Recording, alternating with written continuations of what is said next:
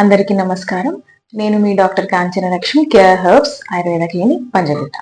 ఈ రోజు మనం డిస్కస్ చేసుకోబోయే టాపిక్ గ్యాస్ట్రిక్ ప్రాబ్లం, అంటే గ్యాస్ ప్రాబ్లం. సో ఈ గ్యాస్ ప్రాబ్లం అనేది అన్ని వయసుల వారికి, అంటే చిన్న మధ్య వయసు వారికి, ముసలి వాళ్ళలో ఎక్కువగా మనం కామన్ గా చూసేటువంటి ఒక ప్రాబ్లం గా చెప్పుకోవచ్చు. సో ఈ గ్యాస్ ప్రాబ్లం అనగానే మనకు సిమ్టమ్స్ ఎలా ఉంటాయంటే, లైక్ కడుపులో ఉబ్బసంగా ఉండడము, ఛాతిలో మంట రావడము, ఛాతిలో నొప్పి రావడము, గొంతులోకి పుల్లని త్రేన్ పుల్లాగా రావడము, ఇంకా ఫౌల్ స్మెల్ గ్యాసెస్ లాగా నోట్లోంచి రావడము, ఇవన్నీ కూడా మనము సిమ్టమ్స్ గా చెప్పుకోవచ్చు. ఈ గ్యాస్ట్రిక్ ప్రాబ్లం ఉండేవాళ్ళు చాలా మంది లైక్ నలుగురిలో మాట్లాడడం కానివ్వండి, లైక్ ఎప్పుడైతే క్రౌడ్ లో ఉన్నప్పుడు చాలా ఇబ్బందికరంగా మారుతూ ఉంటుంది. సో ఈ సమస్యతో బాధపడే వాళ్ళందరూ కూడా ఈ వీడియో చూస్తున్న వాళ్ళల్లో సో ఏదైనా కషాయం కానివ్వండి, చూర్ణం కానివ్వండి, ఏదైనా పర్మనెంట్ సొల్యూషన్ ఏదైనా చెప్తారా అని చూస్తూ ఉంటారు. కానీ ఈ గ్యాస్ సమస్య వచ్చినప్పుడు దీనికి సొల్యూషన్ కంటే కూడా ఈ సమస్య ఎందుకు ఉత్పన్నం అవుతుంది, దీన్ని ఎలా ప్రివెంట్ చేయాలి అనేది తెలుసుకోవడం అనేది ముఖ్యం. సో గ్యాస్ సమస్య ముఖ్యంగా ఉత్పన్నం అవ్వడానికి 3 ముఖ్య కారణాలుగా చెప్పుకోవచ్చు. సో అందులో మొదటి కారణము ఆహారం. అంటే మనము ఎక్కువగా ఆహారం తీసుకోవడం, అంటే మనకు ఆకలి కాకపోయినప్పటికీ మన కెపాసిటీకి మించి ఎక్కువగా తినటం అనేది ముఖ్య కారణంగా చెప్పొచ్చు. అట్లా తిన్నప్పుడు అధికంగా మనకు యాసిడ్స్ ప్రొడ్యూస్ అయ్యి ఆ డైజెషన్ ప్రాసెస్ స్లో అయిపోయి గ్యాస్ రూపకంగా మనకు కడుపులో ఉబ్బసంగా మారడం జరుగుతుంది. ఇది కాకుండా fried foods, bakery items like bread, biscuit, toast లాంటివి ఎక్కువగా తీసుకోవడం. ఈ బేకరీ ఐటమ్స్ లో ఈస్ట్ అనేది ఎక్కువగా ఉండడం వల్ల స్పాంజీ నేచర్ కోసం ఎప్పుడైతే ఈస్ట్ యాడ్ చేస్తారో ఈ బేకరీ ఐటమ్స్ అన్ని కూడా మన స్టమక్ లో ప్రాసెస్ లో, డైజెషన్ ప్రాసెస్ లో ప్యూట్రిఫికేషన్ అనేది జరిగి అమోనియా అనే గ్యాస్ విడుదలవడం ద్వారా ఈ కడుపుబ్బరము, గ్యాస్, మంట ఇవన్నీ సిమ్టమ్స్ కూడా మనకు కనిపిస్తూ ఉంటాయి.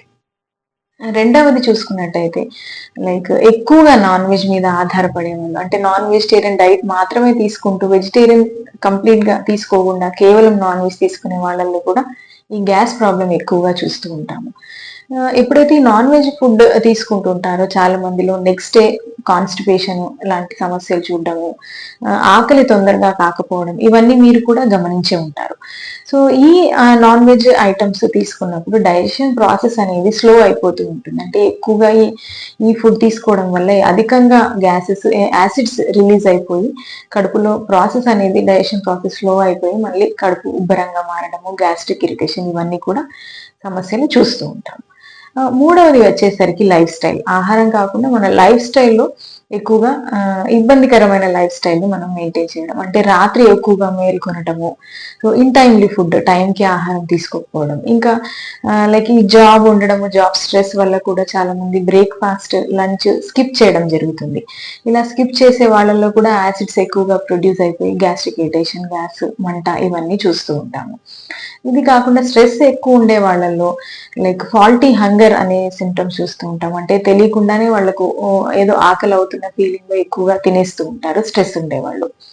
సో ఇవన్నీ లైఫ్ స్టైల్ కారణాలన్నిటిని కూడా మనము ఆహారం సంబంధించింది, లైఫ్ స్టైల్ సంబంధించిన ఇటువంటి కారణాలు ఏవైతే ఉన్నాయో వీటన్నిటిని కూడా ప్రివెంట్ చేయడం అనేది ముఖ్యంగా ఒక ఇంపార్టెంట్ పాయింట్ గా మనం ఈ వీడియోలో చెప్పుకోవచ్చు.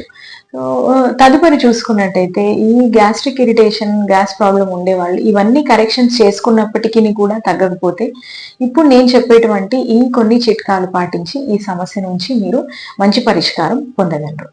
సో మొదటిది చూసుకున్నట్టు 2 లేక 3 ఇలాచీలు లేక ఏలకుల్ని ఒక పావు లీటర్ నీళ్ళల్లో దంచి వేసి మరిగించుకొని టీ లాగా తాగుతూ ఉంటే గనక మీ యొక్క గ్యాస్ ప్రాబ్లం అనేది తగ్గుతుంది.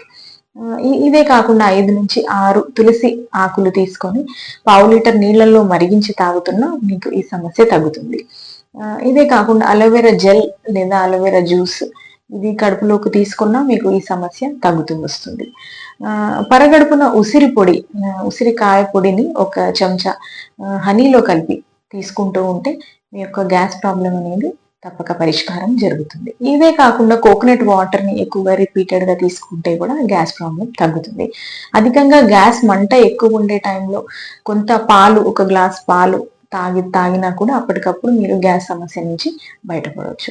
సో ఎన్ని చిట్కాలు, ఎన్ని ట్రీట్మెంట్స్ చెప్పినప్పటికీ prevention is better than cure అనేది అందరూ విని ఉంటారు. సో సమస్య రాకముందే ఆ సమస్య ఎందుకు తలెత్తుతుందని తెలుసుకొని ఆ కారణాలను మనం దూరం చేసుకోగలిగితే గనక ఈ గ్యాస్ సమస్య నుంచి మనం సంపూర్ణంగా బయటపడవచ్చు. Thank you. మరిన్ని వీడియోల కోసం మా యొక్క ఛానల్ని సబ్స్క్రైబ్ చేయండి.